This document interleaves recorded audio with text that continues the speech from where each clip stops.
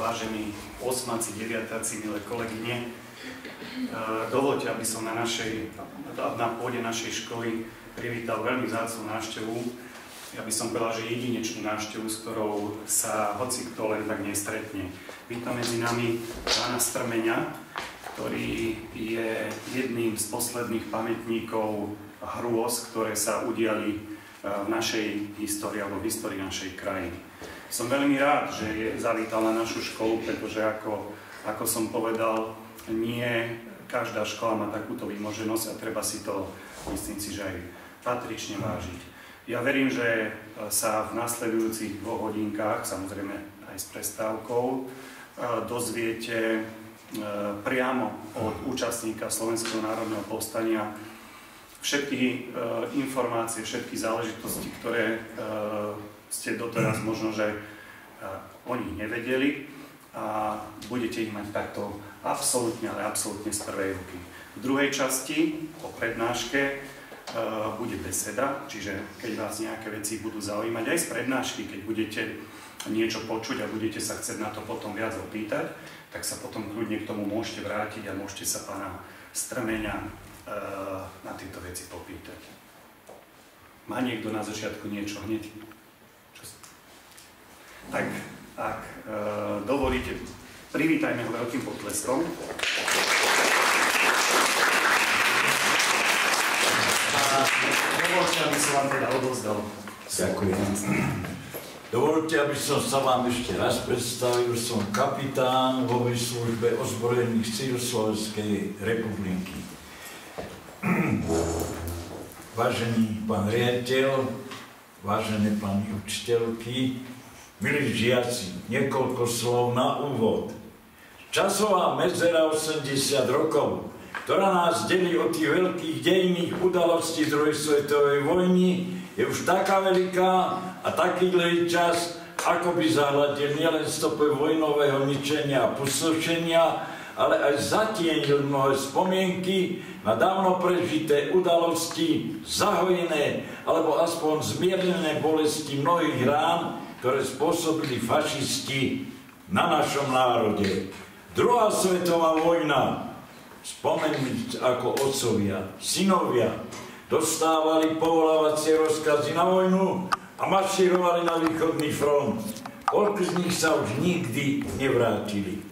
Ostali po nich vdovy, siroty a smutné spomienky. Dnes, 79 rokov od ukončenia druhej svetovej vojny, si pripomíname tragédie, ktoré ovplyvnili životy mnohých ľudí. Zverstva fašistov, ako mučili ľudí, robili popravy vlastencov.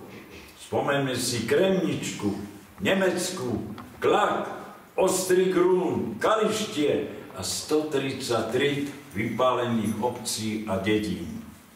Tohoto roku oslavíme 80. výročie Slovenského národného povstania, ktoré sa hlboko zapísalo do dejín nášho národa. 29. augusta 1944 slobodný vysielač Banská Bystrica ústami profesora Sojeru oznámil celému svetu, že slovenský národ vstúpil do otvoreného boja proti fašizmu. Začnite s vysťahovaním. To bolo tajné heslo, ktoré dalo povel vojskám do boja proti fašistom. S pevným odhodlaním nastupovali partizáni a vojaci do bojov na povstaleckých frontoch. Spomeňme sovietských partizánov, ako za noci pristávali padákmi v našich horách. Spomeňme francúzskych partizánov, ktorí bojovali na Strečni. Tiež naši partizáni a vojaci, ktorí bojovali na Telgarte, na Jarnej, na Turci, na frontoch Slovenského národného povstania. Spomeňme tiež sovietských veliteľov partizánskych jednotiek, ako boli Asmolov, Jegorov, Kvitinský, Sadilenko, Dibrov, Vaľanský, Šukájev a iní. Partizáni v noci z 29. na 30. augusta 1944 obsadili mesto Banskú Bystricu, z ktorej sa vzniklo politické a vojenské centrum povstania. Vlády sa ujala Slovenská národná rada, vojenským velením boli poverení generál Jan Golian a generál Rudolf Vies. Na letisku Sliač, Triduby, vodne v noci pristávali lietadlá, ktoré privážali zbrane a časť prvej československej paradesantnej brigády, ktorá bojovala na Jalnej. Na potlačenie povstania musel Hitler stiahnuť z východného frontu 7 elitných SS divízií. Likvidáciou povstania poveril Hitler generála S. Höfleho, ktorý ohlásil Hitlerovi, že povstanie zlikviduje za 2 dní. 2 mesiace na frontoch a 5 mesiacov v horách sme odolávali fašistickej presile až do oslobodenia našej vlasti. Slovenské národné povstanie zapísalo sa do moderných dejín Slovenska. Urýchlilo ukončeniu druhej svetovej vojny a zapísalo sa Slovensko medzi víťazné štáty vojny. Už príprava na druhú svetovú vojnu bola na všetkých školách zaujímavá. Na všetkých typoch škôl prišli komory, plynové komory, kde pred vstupom do toho autobusu triedna učiteľka nás učila, ako si máme založiť plynovú masku a hodinu sme museli s ňou vydržať v tej plynovej komore. Ďalej boli všetky priestory školské boli označené pivničné ako protiletecké ukryty. No a keď bol cvičný letecký poplach, museli sme vybehnúť na dvor, tvárou k stene, aby to z lietadla vypadalo ako povešané prádlo. Ďalej, zatemnenie budov. Všetky okná na všetkých budovách museli byť buď čiernou farbou alebo čiernym papierom zakryté, aby to bolo proti lietadlám, aby sme nenavázali mesta lietadlá na bombardovanie. Ďalej, všetky rádia museli byť zablokované, vtedy televízia ešte nebola, to boli ešte len pokusy, to Američania akorát začínali s tým. Každý, kto mal rádio, musel to prihlásiť na policajnú, na žandárskú stanicu, kde mu to pekne zaplombovali a mohol počúvať jedine Bratislavu, štátny rozhlas. Každý mesiac to rádio musel priniesť, ak boli plomby narušené, mal problémy s políciou. Ďalej, prídel potravín na civilného obyvateľa jedného bol kilo múky, kilo cukru a zanedbané množstvo tuku. Všetko šlo na východný front. Nezabudnite, od 1. septembra 1939 jazdíme po pravej strane. Dotedy sa jazdilo ľavou stranou, tak ako sa jazdí v západných štátoch, lebo Nemci potrebovali cez územie Slovenska, Československa prejsť na Poľsko, s ktorým práve vyvolali 1. septembra 1939 vojnu. Ďalej vo všetkých obciach sa zakladala fašistická organizácia Hlinková garda. Pred vojom bola Hlinková mládež, na všetkých školách bola povinná organizácia. Kto nebol organizovaný, zo školy museli von. To bolo ako predvýchova pre Hlinkovú gardu. Hneď vám poviem, čo vykázali. Ďalej, na všetkých verejných budovách, školách bolo veľké písmeno V, víťazstvo. No, tak najprv kto boli partizáni? Partizáni boli vojaci, ktorí bojovali v tyle nepriateľa. To znamená, vyhazovali trate, mosty, ničili budovy, skrátka robili záškodnú činnosť, aby nemohli vlaky s muníciou a s potravinami prísť na front, tak ich vyhodili, aby vojaci, ktorí nemali čo jesť, ustúpili a tak uvoľnili územie postupujúcim armádám. No gardisti, ako som vám hovoril, boli špiclovia, na každej dedine, na každej obci bola Hlinková garda, ktorí špiclovali po obyvateľoch. Ak niekto v krčme niečo len trošku teda kecol, v noci klop, vzali chlapa na výsluch, no a Viete, neboli to bohviaké príjemné záležitosti na výsluchu. Áno, hlavne USB to bolo ako gestapo. USB bola ústredná štátna bezpečnosť a podobala sa gestapu. Gestapo bola nemecká štátna polícia. Kto sa dostal do rúk gestapa na výsluch, tak na výsluchu mu narezali ucho, alebo mu odrezali maliček, alebo mu odrezali hrdlo a po výsluchu burkol do tela. Za popravu pozostali museli zaplatiť 500 ríšskych mariek, to bolo 5000 slovenských korún, do určitej doby, do 15 dní. Ďalej, kto boli príslušníci SS, to boli ľudskí vyvrheli od 18 rokov tak do 25, ktorí strieľali ľudí, zapalovali budovy, no a ničili obce a mestá. Tak, kto bol gestapo? Gestapo, ako som spomenul, to bola nemecká štátna polícia, ktorá zaisťovala ľudí a robila popravy. No. Mňa zastihlo Slovenské národné povstanie po hronských kasárniach vo Zvolene. Bol vyhlásený letecký poplach, všetci sme museli opustiť priestory kasáreň a na lúčke pred kasárňami nás zoradili vedľa druhou zbraní. Ja som bol vtedy študent vojenskej hudobnej školy pešieho pluku 3, kde bol veliteľom plukovník Markus. Prišiel veliteľ pluku, toho nerečnil, vojaci, začalo povstanie, na Nemcov sa strieľa, s partizánmi sa vyjednáva, dáva povel, ktorá jednotka, na ktorý front Slovenského národného povstania. Pluková hudba, obrana kasáreň, hliadkovanie po meste, pochovanie padlých vojakov. No, náš veliteľ, nadporučík Adamčík, hovorí, študenti, bolo nás 12 študentov, už sme boli v 3. ročníku, štúdium bolo 8-ročné, ukončené skúškami. Hovorí, chlapci, čo s vami? Ja vám dám prázdniny. Na vojne sa tomu hovorí dovolená, trvalá dovolená. Tak nám dal dovolenky a hovorí, keď skončí vojna, vrátite sa, urobíte skúšky, aby sa vám ročník započítal. Tak, nástroj pod pazuchu, učivo pod druhu, odchod. Ja som prišiel domov, pochádzam zo Starých hôr, osada Richtárova. Richtárova patrí do komplexu Baní, Špania, Dolina, Piesky, Ulánka na Richtárova, Staré hory. Na Richtárovej boli upravené pre hutu, ktorá bola situovaná na Starých horách. Preto nemajú donovali lesy, lebo kácali lesy a robili drevené uhlie, miliári, o tom ste sa učili. No preto nemajú teraz lesy, lebo na tie míle ich spotrebovali. Som prišiel domov s úsmevom, pravda, prázdniny a v našom rodičovskom dome partizánsky štáb Rusi.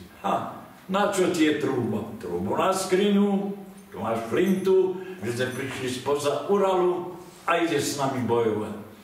Tak som robil spojku medzi štábmi Turecka, Jelenec, Piesky a na 4. deň ma poslali na Španiu dolinu.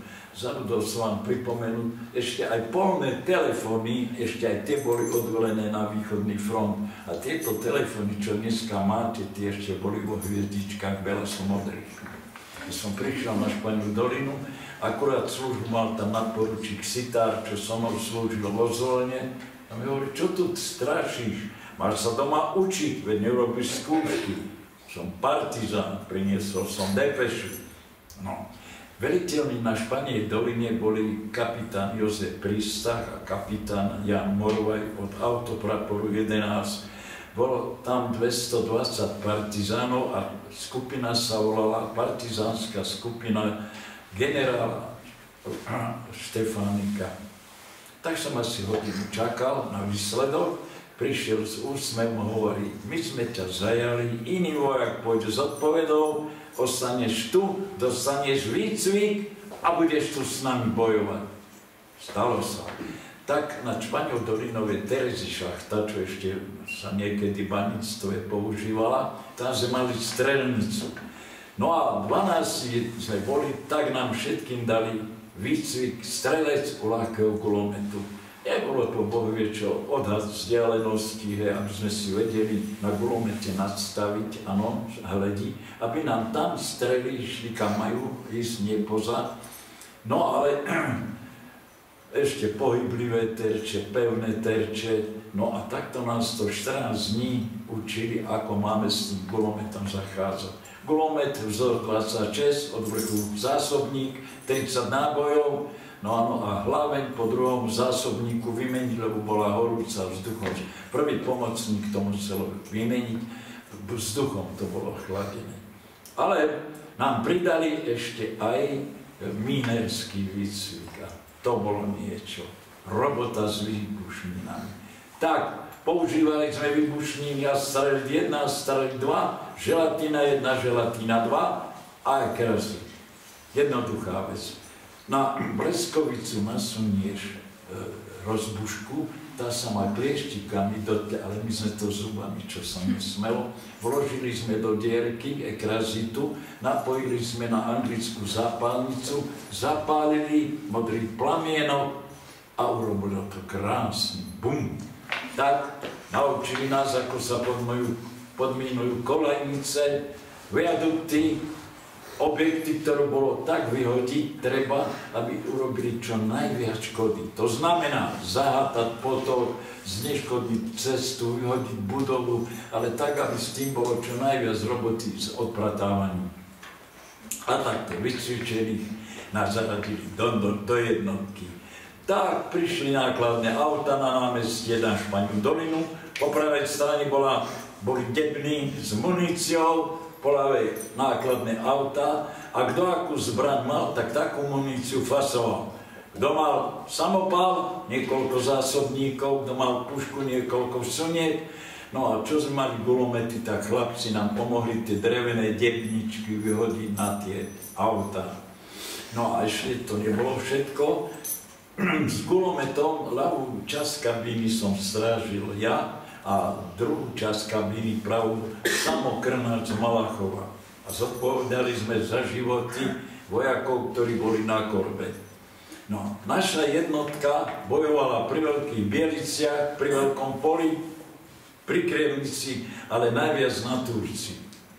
Pokiaľ my sme sa snažili oslobodzovať dediny a obce, Nemci zatiaľ obsadzovali vysočiny a kopce, na ktorých si umiestnili rozhľadne, odkiaľ nemecký dôstojník riadil palbu delostrelcov a minometčíkov. Dal rozkaz vystreliť jednu strelu, tá padla do terénu, ktorý predpokladal, že budeme útočiť, áno, ak sa mu to nepáčilo, o niekoľko dielikov ešte jednu a takto boli pripravení. Čiže oni sa zastrieľali. My sme prišli do terénu, nehali nás pekne vojsť a keď sme vošli, teraz to na nás pustili ľudia.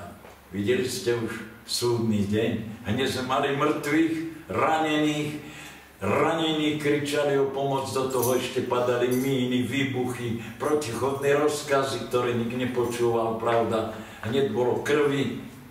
Takže ešte čo sme mali polné lopatky, takéto rýchlo nahrabať aspoň tých 30 cm hliny, aby tá strela, ktorá ide na tvoju hlavu, uviazla tam v tej hline. Ľudia z vedľajšej čaty vyskočil veliteľ čety a zakričal: chlapci, na nich! Padla mína, otrhlo mu pol hlavy, do 5 minút vykrvácal.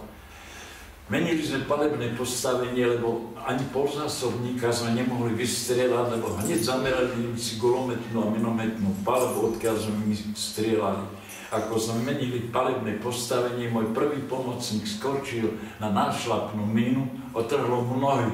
Prosil, aby sme ho zastrelili, že má hrozné ťažkosti, bolesti.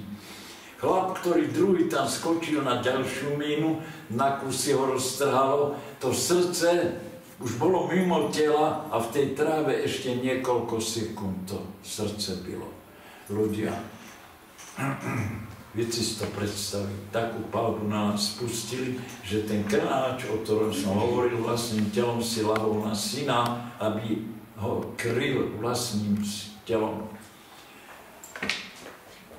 To bolo pri Veľkých Bieliciach, dostali sme úlohu zaútočiť na nemecké pozície zľava a armáda čelne.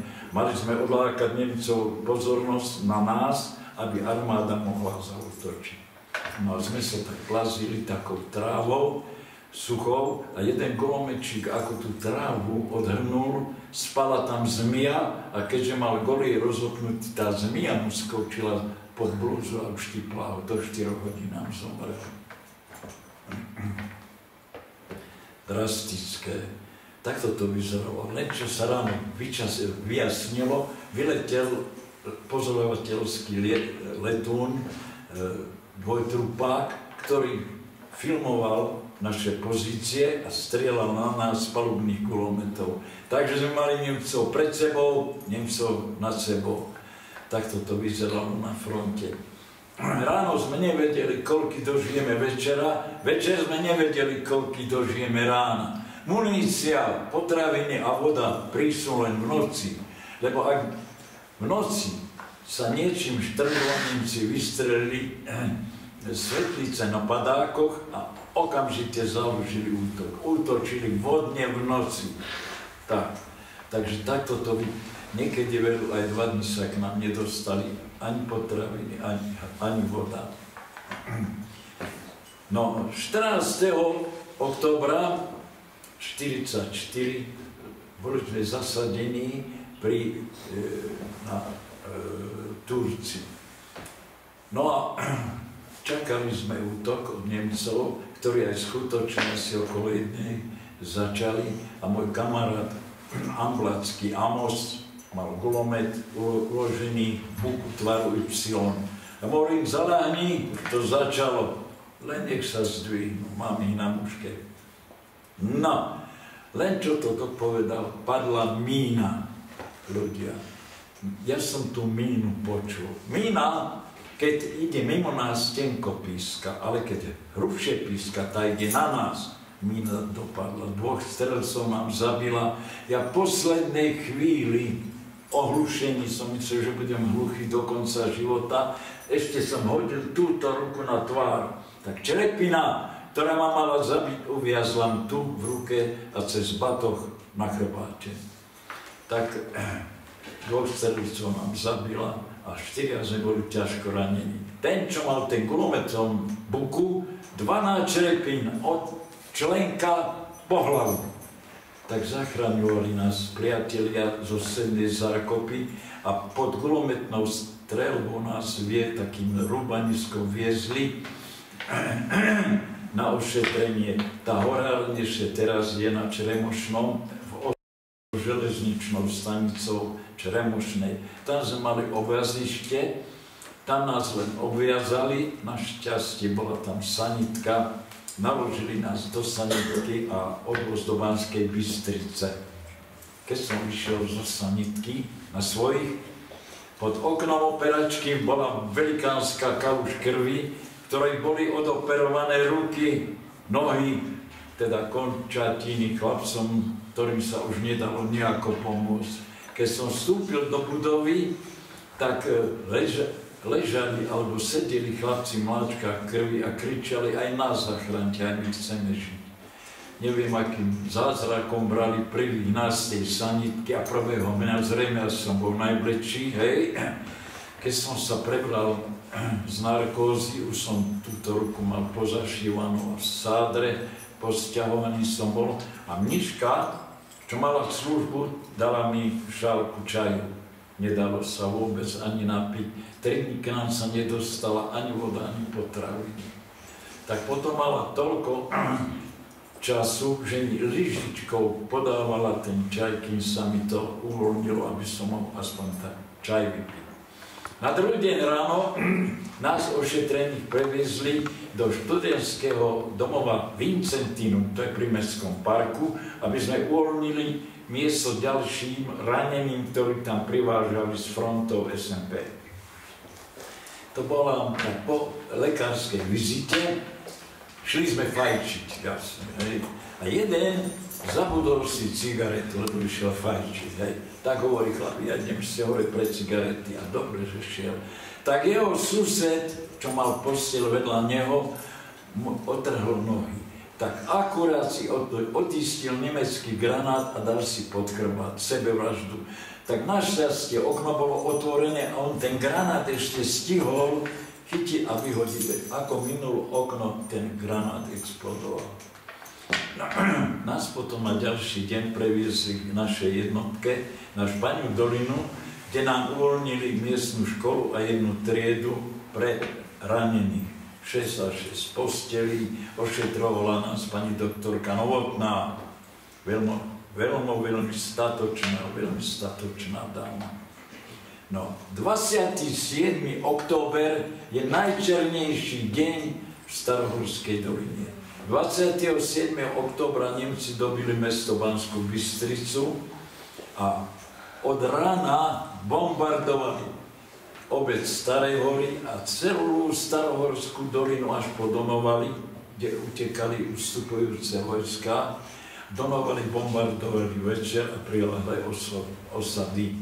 Bolo veľa mŕtvych, veľa krvi, veľa vojakov pobytých, civilov, veľa majetku na vojenskom, na súkromnom majetku. Len čo odleteli bombardéry, doleteli stíhačky typu Messerschmitt a strieľali po všetkom, čo sa hýbalo. Ak niekto si chcel útekom zachrániť život niekde v dolinách, mal šťastie, ak ho ten stíhač nevidel. Až kým sa nezatmelo, pálili a nalietávali. Naša jednotka dostala povel opustiť obec Španiu dolinu, aby Nemci nevystrieľali ľudí a nevypálili obec, tak sme sa stiahli do lokality Jelenská skala. Toho raneného, čo mal tých 12 črepín, sme ukryli na fare u pána farára. Pán farár, ale predstavte si, aké to bolo utajené a dozvedeli sa to španodolinskí gardisti, ktorí 2-3 krát do týždňa mu chodili robiť prehliadku celej fary a kostola, vydaňam ho, lebo ak ho nájdeme, aj teba zastrelíme. Naša jednotka, sme sa stiahli pod Jelenskú skalu, narýchlo zemlianky, bola tam lovecká chata, na Padláši sme boli 12 radín, takým zlým rebríkom sme chodili na tie prevazy dole do prízemia. No už 1. novembra napadol sneh. Naša jednotka bola včlenená do ruskej jednotky Pomstiteľ, ktorej velil major Morozov, prísny človek. Úlohou našej jednotky bolo zamedziť presunu síl a prostriedkov medzi mestami Ružomberok, Banská Bystrica. Vyhodili sme mosty, urobili sme záseky. Záseky je to, že sme podminovali stromy, aby sa dostali na cestu, aby sa nedalo ani peši prejsť. A každý druhý deň sme to museli ísť kontrolovať, či to nedali Nemci odpratať civilom, aby oni si mohli presúvať tanky a vojsko teda medzi tým a to neprešli. Každý druhý deň sme toto chodili kontrolovať. Bolo to pred Vianocami, keď prišiel major Morozov a práve nám učil našej čete, ktoré velil nadporučík Majerský, že máme ísť na kontrolu zásekov. Tak, veliteľ čety hovorí: chlapi, 2 družstva, jedno družstvo je 12 vojakov, 24. 2 družstva pôjdu na záseky a vy, 3. družstvo, pôjdete dneska nakúpiť. Jedivo, fajčivo, aj nejaké to pitivo, pravda. Tak, prišli sme, ešte hovorí náš veliteľ, viete čo, nechoďte na Španiu dolinu, tam ešte môžu byť gardisti a toto, ale choďte do obce Starej hory, tam je to bližšie pri hore, tam keby sa aj niečo prihodilo. Tak sme prišli do obce Starej hory, gulometčík položil gulomet na taký múr pred školou, aby nás istil. No a my, že ideme na nákup. No ale ja hovorím veliteľovi, to bol vysokoškolák Jurko Tausek zo Žiliny. Juraj, neponávajme sa, urobíme a ešte nás niekam pošľú. Viete, ako to na vojne býva. No tak sme chvíľu postáli, nikde sa nehýbalo, nikde nikoho. Tak Juraj hovorí, ideme. On šiel pred nami asi takých 25 metrov a my sme sa tak lenivo vliekli za ním, hej, na ten nákup. Keď prišiel do úrovne obecného úradu, za stĺpom plota bol skrčený nemecký strážny, keď zbadal Jurka, strelil na ňo a Jurko vzájomne sa zastrelili. Guľka, ktorá prešla cez Jurovo srdce, cez výklad prebehla od steny, sa odražila pred predavačom. No, strhla sa prestrelka, pravda, my sme uchopili Jurovo telo, ale už nejavil známky života. Urobili sme mu partizánsky pohrab a keď bolo po vojne, tak si rodičia prišli exhumovať a pochovali si ho v Žiline. No smutné partizánske Vianoce sme mali, veľmi smutné. Hliadka majora Morského, ktorý mal štáb Baláže a tú oblasť až na Kalište, chytili lyžiara na Panskom dieli, to je kopec nad Banskou Bystricou. Keďže nemal doklady a zdal sa veľmi podozrivý, tak ho zobrali na štáb na Vyslu. Totižto v tej dobe bolo prísne zakázané chodiť civilom do lesa, lebo partizáni mysleli, že je to Nemec, vyzvedač, zastreliť na mieste. Nemci zase, že je to partizán, zastreliť na mieste. Čiže nerešpektovali sa žiadne doklady. Mohol si mať za ruksak papierov, nepomohlo. Tak zobrali ho na štáb na Vysluch, no a keď ho trošku požmýkali, hej, tak vyspieval, že veliteľom Hlinkovej gardy niekde tam pri Krupine a dostal povolárci rozkaz na veliteľstvo Hlinkovej gardy do Banskej Bystrice, kde mu veliteľ určil prejsť krížom partizánskou republikou a zistiť zoskupenie a výzbroj partizánov, aby on to mohol oznámiť Nemcom, aby na tie centra zaútočili. A ešte sa mu pochválil, že 2. februára na Hromnice príde trestné SS komando vypáliť a zlikvidovať obec Staré Hory, Tureckú a Richtárovú pre pomoc partizánov na výstrahu, tak ako urobili v Čechách Lidice a Lešárky. No, tak na Hromnice všetko, čo malo ruky, nohy, aj rozhlasáci, aj o tých vám poviem, všetko zaradené a niže obce Staré Hory, obsadili sme les a povel bol, ako prvý Nemec vstúpi na most, palba. No a už keď boli tak pri moste, tak podplukovník hladný vyskočil a zakričal nemecky, aby sa vzdali, že nemajú šancu, na čož Nemci zaláhli a spustili palbu na les. No my sme boli v lese, oni na ceste, prestrelka trvala ani hodinu a celé SS komando bolo zlikvidované. No, ďalej, čo sa nám ešte také prihodilo, 6 týždňov ostala stáť fronta v Podbrezovej. Viete si to predstaviť, 6 týždňov dlhšie v horách. Tak, v horách boli v bunkrách, v zemľankách židovské rodiny s deťmi, a vy viete, vtedy boli mrazy minus 20, minus 25, snehu bolo ešte na konci mája, obrovské snehy boli vtedy. Tak náš veliteľ vydumal, veď ale tie vojska na hore Hroni musia aj mať muníciu, musia mať aj nejaké potraviny, keď tam ostala fronta stáť. Tak, vyše železničnej stanice Ulanka, asi 500 metrov trošku ďalej, v tej mladine narýchlo zemlianku a po 2 partizánov po 4 hodiny stráži podminovali trať a čakali. Asi tak po 4 dňoch skutočne vláčik šiel tak pekne, len ako sa vám urobili toto velikánske bum a tie vagóny ešte boli 7 rokov po vojne v potoku starohorskom, potom ich Kovošer rozpálil. No,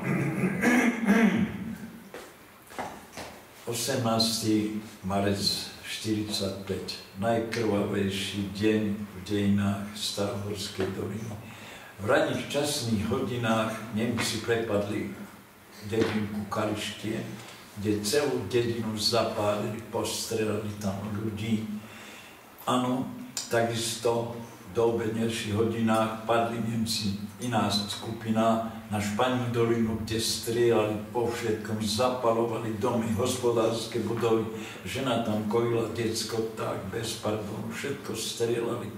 Ľudia ušli cez kopec na Richtárov k nám a hovorili, že ako becnejú Nemci.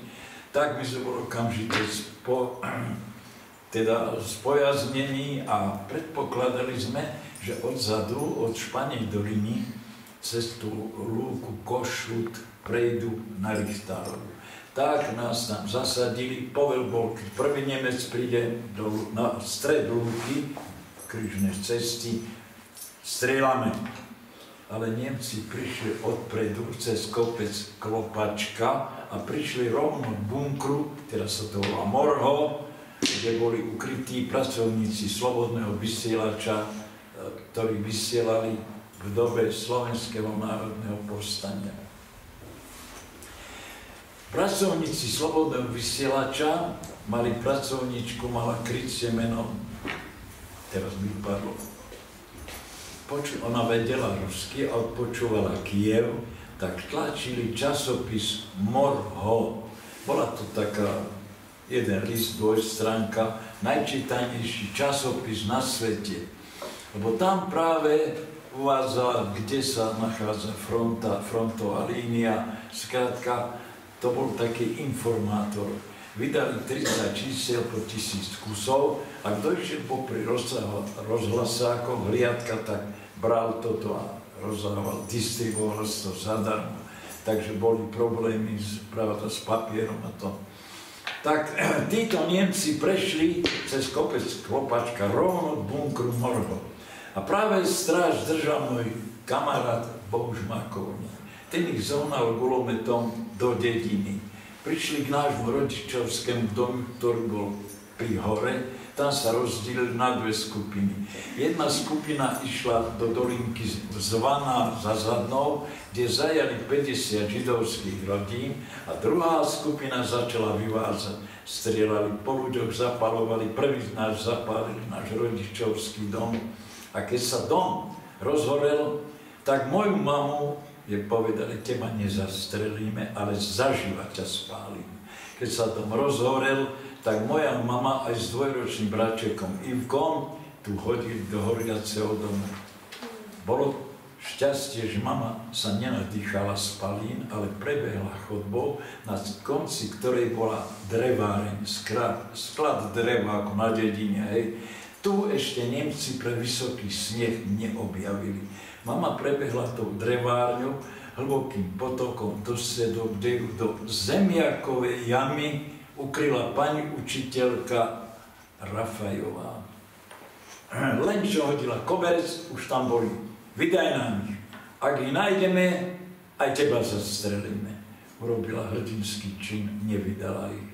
Až keď Nemci opustili dedinu večer, tak potom ich previedla k starej mame. Mama dožila v strese z popravy 93 rokov a pani učiteľka Rafajová 100 rokov bez jedného mesiaca po fronte učila v Selciach pri Banskej Bystrici. Naša jednotka 19. marca dostala rozkaz opustiť lesy postupujúcej Červenej armáde a rumunskej armáde. Rumunská armáda oslobodila obe Staré hory 5. apríla 45 a tiež aj Španielsku dolinu 5. apríla 45. A tohto raneného, čo sme ukryli na fare, farár odovzdal Rumunskému Červenému krížu. Nemám už potom známosti, kde bol doliečený. Tak, toto sa udialo. 19. marca ráno povel opustiť lesy. Šli sme smerom na Baláže. Tá obec horela ako fakla. Ľudia, všetky domy horeli. Ľudia utekali do lesov a to najcennejšie. Mali na chrbáte periny a neviem, náručí deti, prosili nás vojaci, zachránte nás, pomôžte nám.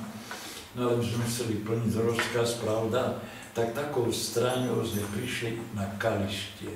Verím, že sme boli prvá jednotka, ktorá sme po tej tragédii boli tam prví ľudia. Krvi. Niektorí domy ešte dohárali.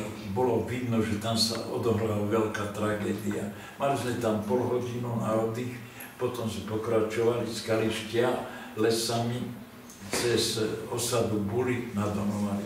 No a to už nás bolo asi 1000, lebo z celých tých hôr partizáni, áno,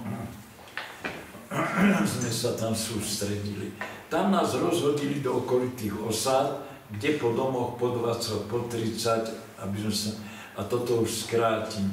Cez frontu šli sme popri Korytnici, na druhý deň chceli sme obsadiť Liptovskú osadu, hliadky sa nám vrátili, ľudia prosia, aby sme nešli, lebo obec majú obsadenú Nemci, aby sme nevyvolali teda prestrelku, aby obec nevypálili. Tak sme dolinou obišli a obsadili sme Liptovskú Lužnu. Aj toho ráno zavčasu sme sa už o 4:00 pozbierali, lebo mali avizované, že aj tú obec idú Nemci obsadiť. Tak cez kopec Prievale sme prišli na Liptovskú Magurku, kde bola pol hodina na oddych. Ľudia, mráz, -20, vietor, výchor. A v tom výchri, v tej výchrici sme nastupovali na ten kopec Chabenec. Sme prišli z nevládnosti, starí Židia, všetci pomrzli, asi 50 Židov tam už, chlapi, ženy, zamrzli, čo od nevládnosti. Prišli sme na Chabenec, biela tma, na pol metra bola viditeľnosť, tak a zima, výchrica. Tak sme sa takto pod pažou chytili, spustili sme sa do Jasonskej doliny, kde do maštály štátnych lesov sme uložili ranených a my sme si rozložili ohníky. Všetko na nás bolo zamrznuté. Ľudia, vy to nevie, ako z plechu. A naraz lietadla. Ohne zahasiť, pripraviť na palbu, cieľ lietadla. Čakali sme výsadok, že snad parašutisti, ale ani výsadok. Nevedeli sme doteraz, nevieme, koho to boli lietadlá, ale ohne sa už nesmeli klásť. Tak si viete predstaviť, v tom mraze sme dupkali do rana, aby sme nezamrzli. Ráno len čo sa rozvidňalo, vzali sme tých ranených z tých maštalí a pokračovali sme ďalej. Prišli sme do takej doliny, asi 3 kilometre sme pochodovali, zastaviť stát, ľavo bok, prížení pred, na palbu. Tak sme utočili takou stranu hore a tam ešte boli také pahreby, čo ešte Nemci mali tam ohníky a mali také prístrežky z čačiny. Tak deň pred nami, alebo ešte v ten deň ráno museli tam byť Nemci. Môžem vás prerušiť na chvíľočku? Môžete chcú prestávku. Dobre. Chcete prestávku na WC alebo ísť? Áno, dáte prestávku, dáte. Prestávočka. 5 minút do 30. Budeme pokračovať. Tak sme utočili hore tou stráňou a prišli na vrch, tam velikánska, obrovská lúka. Ale vojakov z jednej, z druhej strany mŕtvych koní, pobytí munície a minové pole. Bolo treba cez to minové pole prejsť za frontu, kde dal nohu, tak si dal aj ty nohu. Tak si viete predstaviť, ako dlho trvalo, kým sme celí všetci prešli, no a prišli sme na Krpáčovo. Tam bolo pol hodinu na cigaretu a nocou sme potom pochodovali do dedinky Bystrá pri Podbrezovej, kde nás po 20, po 30 pohádzali do domov. Bolo 2 dní oddych a po 2 dňoch znova nástup a išli sme do Popradu. 4,5 až 5 dní sme išli hore, hroním, vyselení, hladní, kto nám čo podal, tak sa jedlo. Keď prišli do Popradu práve na poludnie, boli makové rezance, Viete, keď nám dali jesť, tak sme sa dívali, či to môžeme jesť. Vy si neviete predstaviť, čo je hlad, ľudia. Tak tam nás hneď preokúpali, preodšívavili, ostrihali, aby sme sa poznali, lebo v lesom nebolo kaderníctvo. Prezliekli nás do uniformiem armádneho generála Ludvíka Svobodu, prezbrojili nás a hneď nás nasadili do Parížoviec. Parížovce sú teraz pod Liptovskou Marou, je to asi 20 km od Popradu. Jasne, hodili nás tam do prvej línie, no a bojovali sme. Asi tak po týždni dobehol ko mne jeden četar, hovorí moje meno. Áno, to som ja, máš ísť so mnou. Tak som nehal gulomet, prvá flinta, čo bola odhodená, tak som ju zobral, lebo na fronte sa bez zbraní nechodí. Tak mi hovorí cestou, už keď sme sa zo zákopov dostali trošku do tyla, a mi hovorí, vieš, ide furmán pre chlieb do Popradu, aby sa nemusel peši, máš ísť na veliteľ. Ja, ty. No tak prišiel som do Popradu na veliteľstvo a tam už boli 7 dôstojníci z Banskej Bystrice, z našej vojenskej hudobnej školy. Mali sme rozkaz nazad do Bystrice a založiť prvú československú posádku v Banskej Bystrici. Tak, peši, Rusi nás dačo zviezli, niečo Rumunii. No a za 2 dní sme boli naspäť v Banskej Bystrici. Prvá robota, čo nám dali, požičali nám ruskí vojaci lopaty, mínery šli pred nami a tie nastražené míny, lebo boli strechy, okná, výklady, všetko bolo na stred ulice.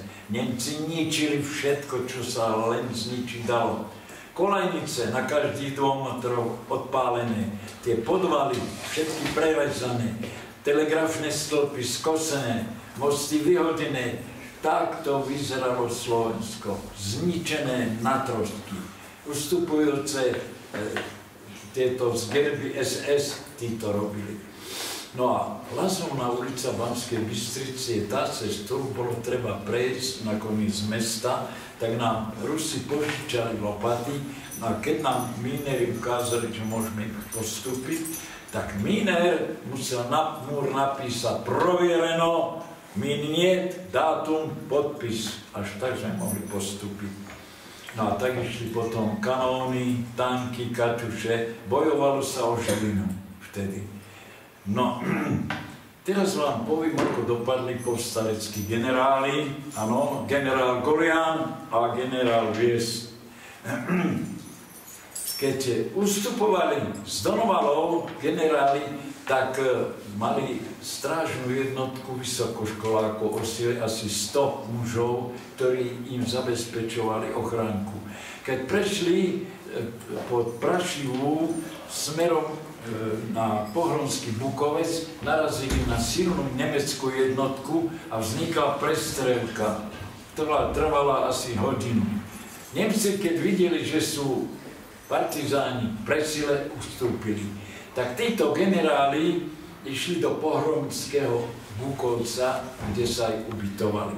Na druhý deň Nemci vyslali hliadku a legitimovali všetkých občanov Pohronského Bukovca, lebo mysleli, že tam ich chytia aj týchto generálov. Medzi tým jeden, hovorí sa, že doktor, išiel v Ondrej, to je čas Brusna, oznámiť nemeckému veliteľovi, že sa velitelia Golián a Vies nachádzajú v Pohronskom Bukovci, prvých 3 domov, že tam sú ukrytí. Načož zobral vojsko, prišli do Pohronského Bukovca, obklúčili 3 domy, vyzvali ľudia, aby sa odstúpili, vysťahovali a spustili palbu na tie 3 domy. Keď nik nevychádzal, nemecký veliteľ dá rozkaz domy zapáliť. Keď to počuli majitelia, tak prišli na kolená prosiť, že kde budú bývať, že... No ale počul to aj generál Vies, tak vyzval aj generála Goliána, aby sa vzdali. Tak tam zajali týchto generála Viesta a generála Goliána. Boli vypočúvaní v Banskej Bystrici, v Bratislave a potom nakoniec boli popravení v roku 1945 vo Slolenburgu. To bol tábor, kde popravovali takýchto veľkých ľudí. Popravili s nimi klobočníkov, generála Jurecha a tak ďalej, týchto. No, teraz ešte vám poviem o popravách v Kremničke. Áno, no, v nemeckej aj toho sa dotkneme, ale popravy v Kremničke. Pardon, naopak som si to vzal, prepáčte. Áno, Kremnička. Prvý transfer smrti pod vedením vrahov SS a POHG boli pohotovostné oddely Hlinkovej gardy, áno, mali uniformy našej armády, čierne výložky a robili takisto zle ako SS-áci. Čiže popravy, zapalovali domy presne ako SS. No, opustilo väznicu Krajského súdu Banskej Bystrici. 5. novembra bola prvá cesta autobusov, ktorá viedla do Kremničky, kde pri veľkej protitankovej priekope sa konala prvá masová poprava. Ďalšia o 15 dní, keď zo 6 plne naložených nákladných aut povyháňali mužov, ženy a deti a po streľbe z gulometu padali do protitankovej priekopy mŕtvi i živí. Tretia poprava bola 12. decembra, 4. 15. decembra, 5. a 12. januára sa strieľalo znova. Posledný raz bola poprava 11. februára 1945. Po nemeckej vápenke je Kremnička miesto najväčšieho masového vraždenia SS a POHG. Zastrelili v Kremničke 750 obetí. Tu našlo smrť 481 mužov, 211 žien, 58 detí od 6 týždňov do 14 rokov. Ale aj 239 obetí v Kováčovej, 69 v Hliadli, 39 okolí Donoval, 39 na Krtičnej pri Brezne, 51 pri Novej Bani, 34 v Slovenskej Lubči, 23 na lokalite Sihla na Čiernom Balogu, 31 v Tisovci, 10 v Podkoniciach, 9 v Harmanci, 121 v Prievidzi a 260 v okolí Kremnice. Takto ináč, hneď vám poviem, kto nás oslobodil, toto je dôležitá vec, dobre počúvajte, oslobodili Slovensko, územie Slovenska oslobodzovali vojska 1. ukrajinského frontu maršála Koneva, 4. ukrajinského frontu armádneho generála Andreja Ivanoviča Jermenka, 2. ukrajinského frontu maršála Sovietskeho zväzu Malinovského a armádneho generála rumunskej armády Atana Jun. Od 8. septembra 1944 do 28. októbra 1944 prebehla východokarpátska operácia, ktorej súčasťou bola Karpátsko-Duklianská operácia. Jednotky 1. a 4. ukrajinského frontu, rumunská armáda a 1. československého armádneho zboru začali oslobodzovať územie Slovenska 6. októbra 1944. Na oslobodzovaní Československa sa zúčastnili jednotky Červenej armády, 1. Československého armádneho zboru v Sovietskom zväze, armády Rumunska a Polska. Bezpodmienečnú kapituláciu nemeckých ozbrojených síl podpísali v Berlíne Karlhorste 8. mája 1945 o 00 hodiny.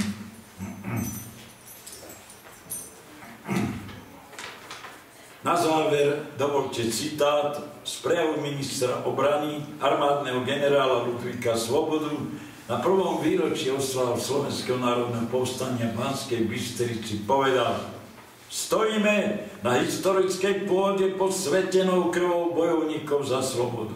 Na tejto pôde sa bojovala. Tu sa rodila sloboda.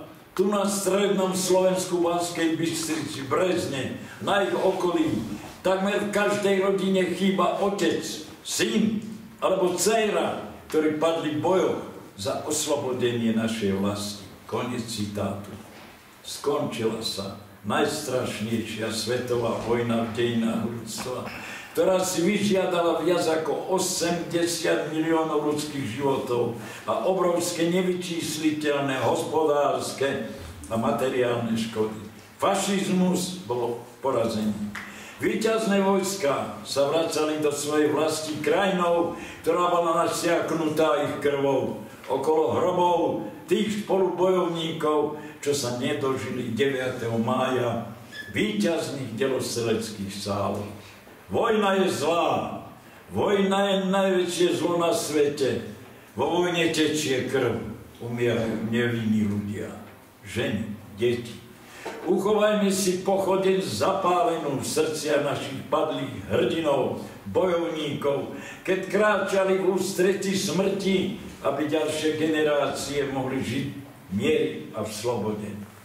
Všetkým vám, čo prídete po nás, dávam do vena, že žen naša krvou vlastno bola pokropená. Naučte sa ju vždy ľúbiť, nikdy nehanobiť, lebo lepšie nežiť, ako sa dá porobiť. Česť a sláva bojovníkom, ktorí položili životy za našu slobodu. Ďakujem za to.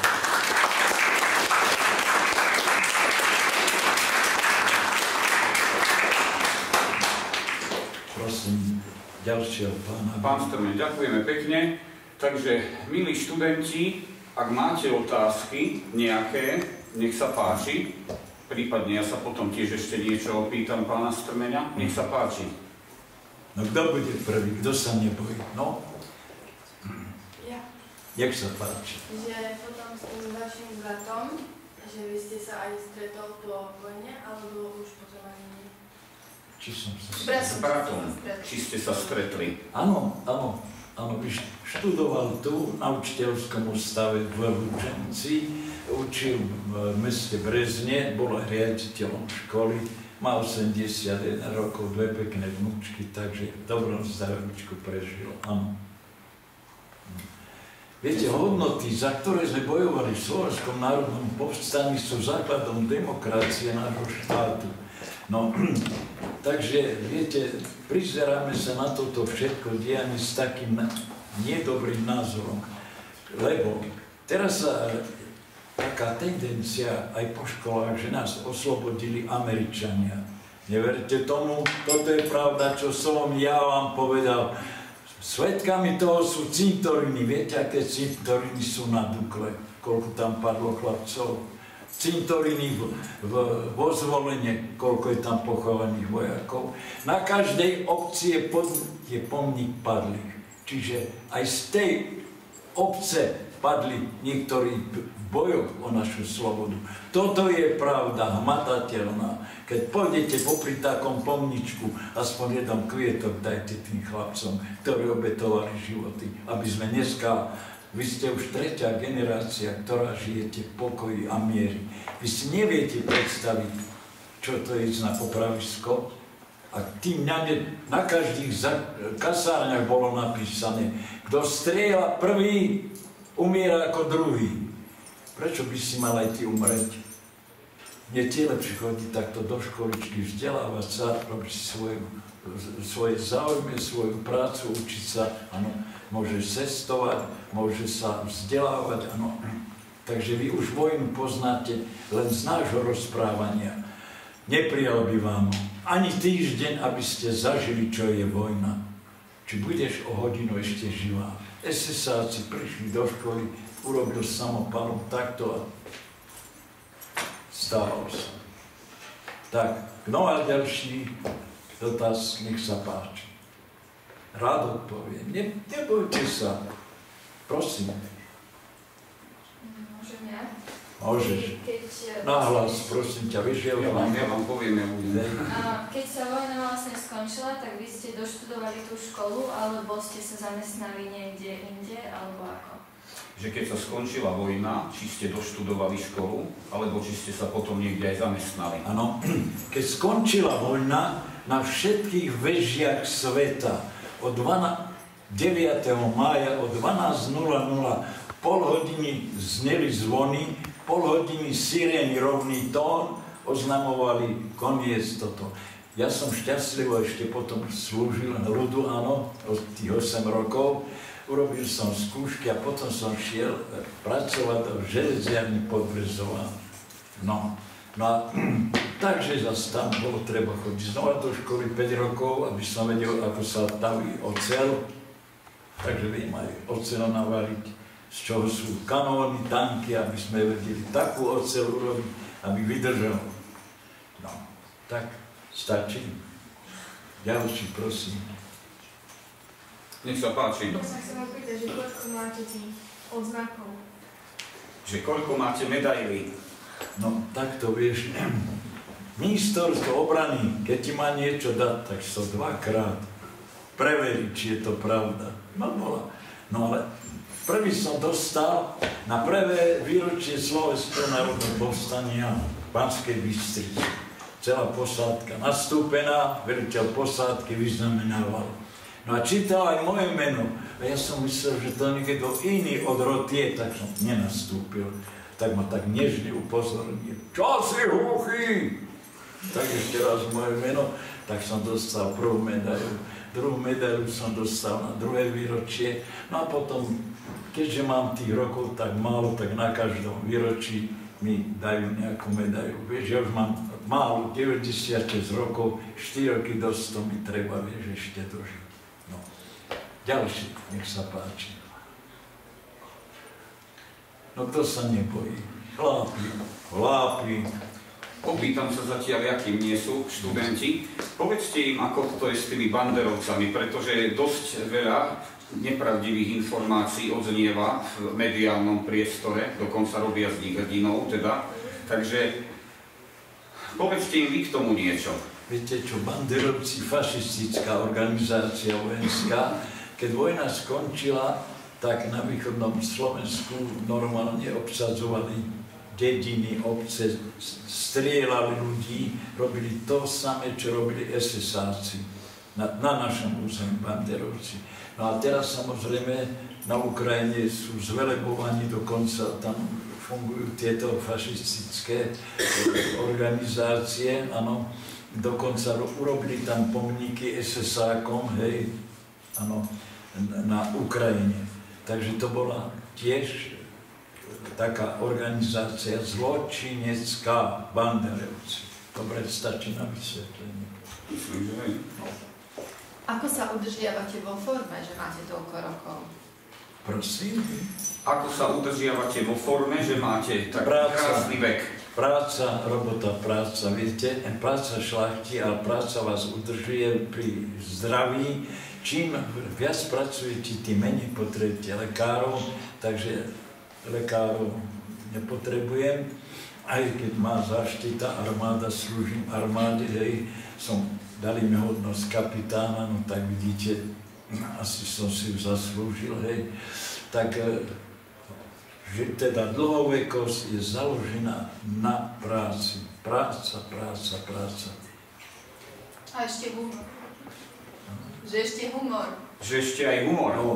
No humor lieči, samozrejme, tak to je preventivita, no. Optimisticky naladený, nebrať na do úvahy ľudí, ktorí sú, viete, trošku zatiemnení, áno, a nevedia vôbec nejak tak optimisticky mysleť. Vždy sú tak niekde pozadu. Treba vždy hľadiť dopredu, lebo to, čo bolo, to už bolo, to je dané. To sa už nevráti, to už sú len spomienky, také, aké som ja hovoril. Keď budete hovoriť s niektorým, ktorý prežil, áno, doteraz, každý má iný prípad. Ja som mal tento prípad, ja som toto prežil, ja neviem, keď sa ma niekto pýta, nebol tam u vás na Španej doline taký a meno. No viete, ľudia si to predstavujú, že my sme tam mali takéto sedenie ako vy, a že sme si podávali ruky a že ja si už nepamätám ani z našej roty alebo z nášho družstva, tiež to sú roky, to už je 80 rokov. Jednak ľudia sa menia, áno, sme starší, krajší, áno. Takže jednak to a jednak už viete, tie mená, priezviská. No, nech sa páči? No nech sa páči. No prosím, to sa nebojí. Povedz. Či máte nejakú takú historku, na ktorú rád spomínate? Že či máte takú historku, na ktorú rád spomínate. Ale hej, to sa stalo na fronte pri Veľkých Bieliciach. Naša jednotka, mali sme za úlohu Nemcov vyhnať a obsadiť obec. Tak čakalo sa do večera, kým sa zhotmí, no a veliteľ tohto úseku, ten sa stiahol až ku ceste, hej. No a čakalo sa na prítmie. A naraz velikánsky spev, čo sa deje, tak dvaja opití Nemci niesli demižon. No a keď prišli až takmer k tomuto nášmu veliteľovi, ten na nich zreval, dverou na nich, hende hoch, boli hneď triezvi a ruky zdvihli. No jasne, hneď chlapci dobehli, ten demižon ukoristili. Tí dvaja išli s piatočkou, lebo sa báli, že to zastrelia. No a demižon, čo boli chlapci porichtovaní na útok, tak boli posilnení demižonom. No, takýto humor sa nám, vidíš, že aj humor sa stane pri tom. No kto ešte má nejaký dotaz? Čo by vás ešte prosím? Aký máte názor teraz na vojnu, čo je na Ukrajine? Aký máte názor na vojnu, ktorá prebieha na Ukrajine? Zbytočná vojna, vieš ako, lebo každá vojna raz skončila, mala, vymysleli dôvod, ale ako som hovoril, vojna je najhoršie zlo. Aj táto raz skončí, nevieme kedy, ale každá vojna raz skončila, aj táto raz skončí. No a ja hovorím, že to je zbytočná vojna, vieš. No, nemusela byť. Tak. Ešte raz budem opakovať. Pozri sa, vo vojne tečie krv. Ľudia zomierajú. O majetky prídu. Keď vidíš to večer, však sa dívaš na správy, koľko budov zbytočne sa zničí. Ľudia nemajú kde bývať. Koľko ľudí bolo dokarčené. Ja som hovoril, že v tejto druhej svetovej vojne je odhad asi 80 miliónov mŕtvych. Ale dokaličených, čo prišli o ruky, nohy a čo prišli o rozum, tých bolo určite raz toľko. O tých sa nehovorí. Tak toto je vojna, len aby si vedela. My sme boli prví bezdomovci, ostalo nám to, čo sme mali na sebe. Takže vy si predstaviť ten pocit, keď sme išli aj cez tú frontu, veď ja už sa nemám kde vrátiť, ja už len s vojakmi musím, áno. No, takže aj tie prvky, keď sme prišli do Banskej Bystrice, kasárne roztrepané, SS-áci to roztrepali na cimpr, jak to hovorí, tak sme boli v škole pre ženské povolania, pani riaditeľka nám uvoľnila dve triedy, ukradli sme seno, aby sa aspoň na tom dalo spávať a tak to boli začiatky. Nevarilo sa, kto mal službu, dostal peniaze po okolitých gazdoch, aby nám predali niečo, jedlo sa raz za deň večer. Čo služba priniesla, dalo sa na stôl, a kto si čo zobral, tak to jedol. Tak to bolo. Hej. Prosím, ďalší. Nech sa páči. Ešte niekto? No prosím. Či bol postrelený, nie sme tu od začiatku. Pozdejšie. Či bol postrelený pán? Či vy ste boli teda postrelení alebo zranení? No bol som zranený, ako som hovoril. To bolo 14. októbra v odpoludňajších hodinách, keď Nemci začali útok na naše pozície. Ako som hovoril, oni mali úžasne vycvičených minometčíkov, veď ale oni už boli 5 rokov v zákopoch, takže boli majstri, hej, pri zabíjaní ľudí, na zabíjanie ľudí. Tak ako vám hovorím, už keď ste v tej zákope týždeň aj viac, tak už sa niečo naučíte.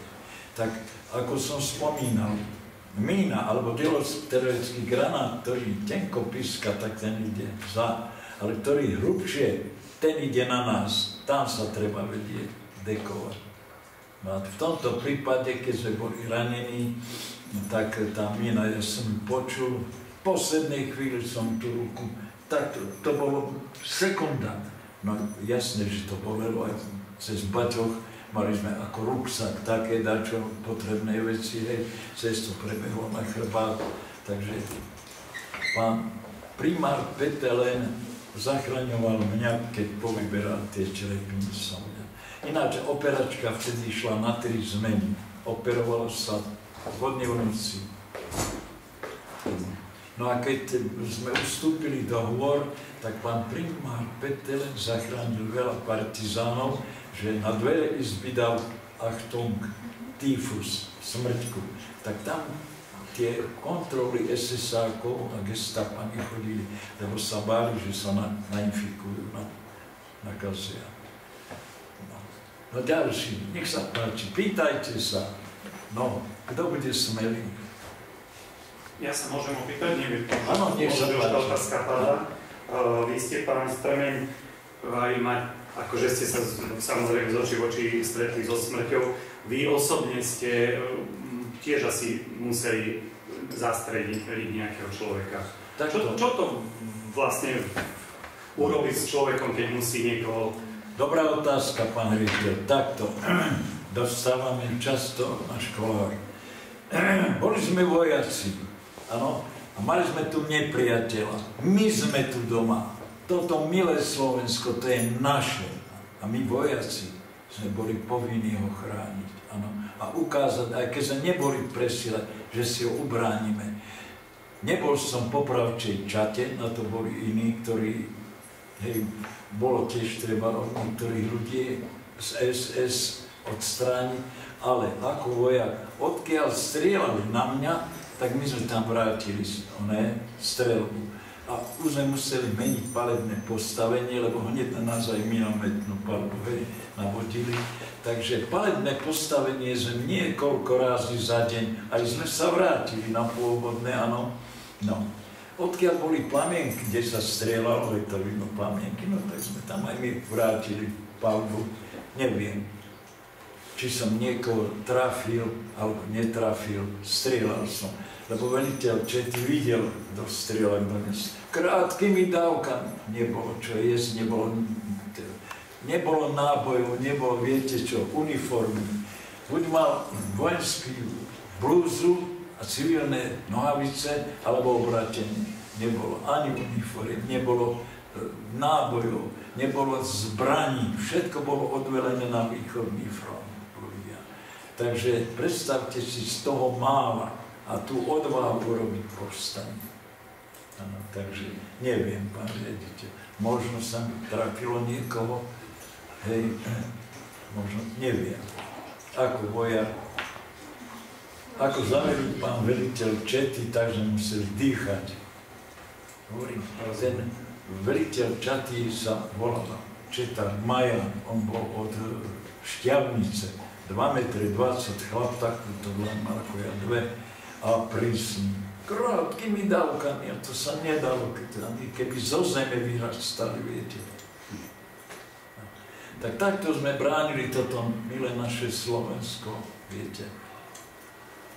Máme najkrajšiu krajinu. Ja som prešiel celú Európu, okrem Pyrenejského polostrova, kus Afriky, takže aj keď som bol na audienciu pani prezidentky, tak som taktiež hovoril o tomto, že máme najkrajšiu krajinu, najkrajších ľudí a som veľmi rád, že patrím aj ja do tejto veľkej rodiny. A bolo mi veľkou cťou, že som ho známil.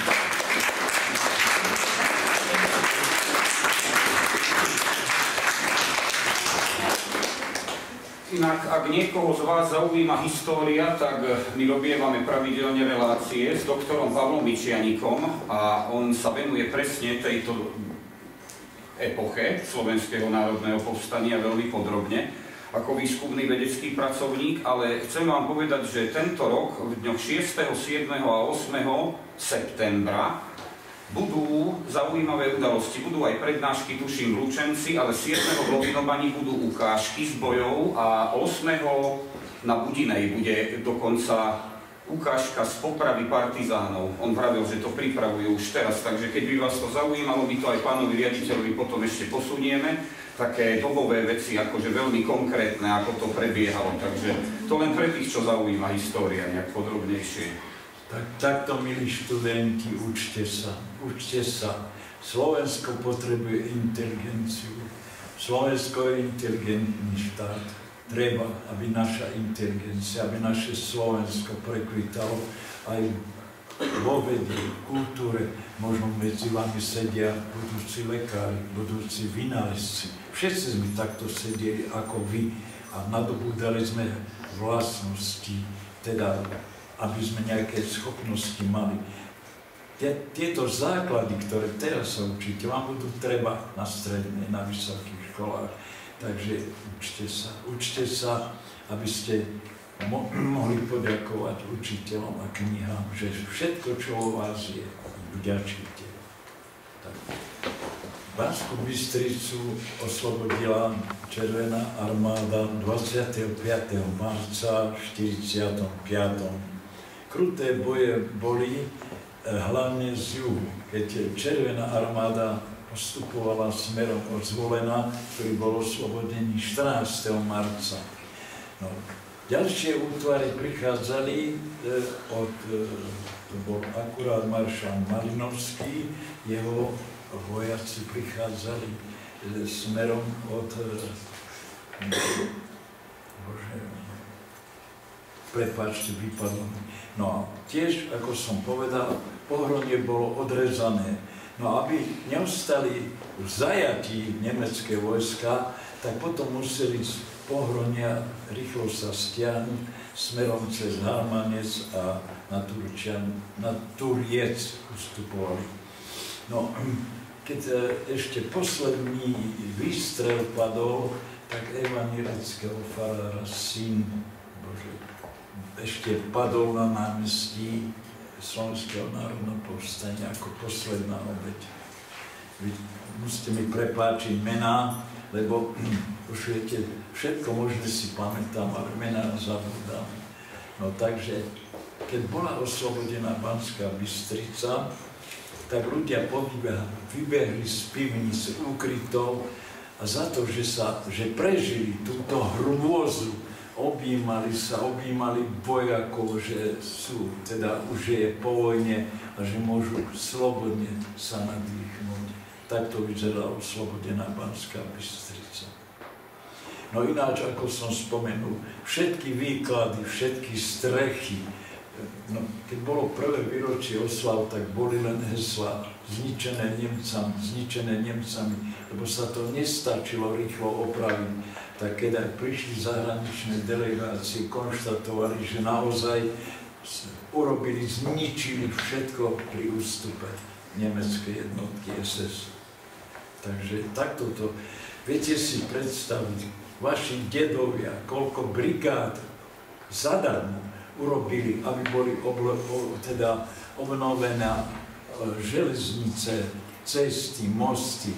Vy sa neviete uvedomiť, naozaj zadarmo. Veď dokonca Oravskú priehradu postavili mládeže z Dúbravy do Štiavnice postavila mládež. Viete to pre tú energiu a to všetko, to sebavedomie, pomôcť tejto republike, aby sme sa mali tak, ako sa teraz máme. Áno. Tak to sa nesčíselné množstvo brigádnických hodín, ktoré odpracovali vaši dedovia. Len aby dneska ste všetko mali. No a ja verím, že tak ako povedal pán Strmeň, že aj tieto jeho slova vám teda, alebo vás troška donútia aj rozmýšľať nad týmito všetkými hrôzami, ktoré zažil. A dá sa povedať, že keby sa tie dejiny možno vyvíjali úplne inak, tak tu možno, že teraz takto nesedíme a boli by sme, alebo by sme možno vôbec neboli. Možno by sme vôbec neboli. Ja mu veľmi pekne chcem poďakovať za to, že si našiel čas, že poctil nás svojou návštevou a chcem mu popriať, aby takto ako tu dneska sedel s nami, mohol ešte veľa krát sedieť takto s mladými ľuďmi, ktorí potrebujú počuť to, čo sa vlastne udialo od niekoho, kto to zažil na vlastnej koži, pretože to je, si myslím, oveľa väčší zážitok, ako keď si to niekde máte čítať na internete. Je to priamy účastník bojov druhej svetovej vojny a naozaj tých účastníkov už nie je veľa. Takže verím, že dnešná beseda sa vám páčila a chcem mu ešte za toto ešte raz veľký potlesk.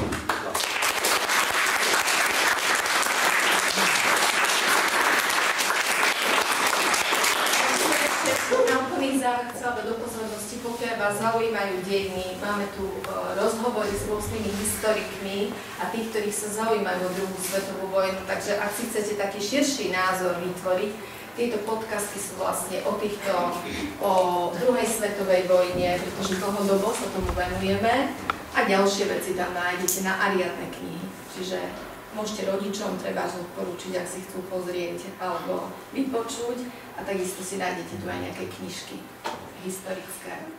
Ďakujeme ešte raz. Želáme samozrejme všetko dobré a pevné zdravie hlavne. Ďakujem. A vám dobré úspechy, aby ste všetci so zdarom skončili a milé spomienky na túto krásnu vašu školu. Ďakujem.